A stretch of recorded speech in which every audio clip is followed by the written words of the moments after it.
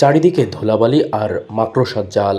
এরই মাঝে এক কোণে পড়ে আছে বিশাল আকৃতির দুটি লোহার সিন্দুক। জংধরা লোহার পরতে পরতে লুকিয়ে আছে প্রায় ২০০ বছরের পুরনো জমিদারি আমলের অজানা সব ইতিহাস। যশোরের অভয়নগর উপজেলার সিদ্দিপাশা ইউনিয়ন ভূমি অফিসে মিলল এই ঐতিহাসিক নিদর্শনের খোঁজ।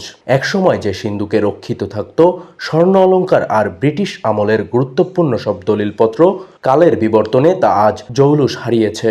সিদ্দিপাশার জমিদারের সেই প্রতাপ নেই সেই জাঁকজমক। সিন্দুক দুটি এখন পড়ে আছে অফিসের একটি অবহেলিত কক্ষে। স্থানীয়রা এগুলো সংস্কার করে যথাযথ স্থানে সংরক্ষণের দাবি জানিয়েছেন। আমাকে এলাকা হচ্ছে জমিদারের আওতায় ছিল একসময়। এখন সে তখনকার নায়েবরা ওই টাকা পয়সা রাখতো ওর ভিতর। এই হচ্ছে সিন্দুকটা এই জন্য ওখানে রাখা হয়েছিল। ওই সিন্দুকের ভিতর নায়েব সাহেবরা এই কর খাজনা যা নিত নিয়ে ওখানে রাখতেন। পরবর্তীতে সপ্তাহ পরে ওখান থেকে খুলে ওনারা ব্যাংকে জমা দিতেন। ইতিহাস সম্পর্কে ভবিষ্যৎ প্রজন্মকে জানাতে সিন্দুক দুটি যথাযথভাবে সংরক্ষণের প্রয়োজনীয় ব্যবস্থা নেওয়া হবে বলে জানিয়েছেন উপজেলা নির্বাহী কর্মকর্তা।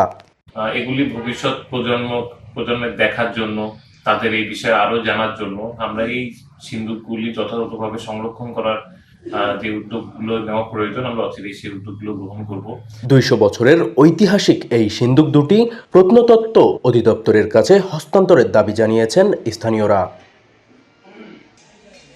সুবর্ণভূমি ডেস্ক, যশোর।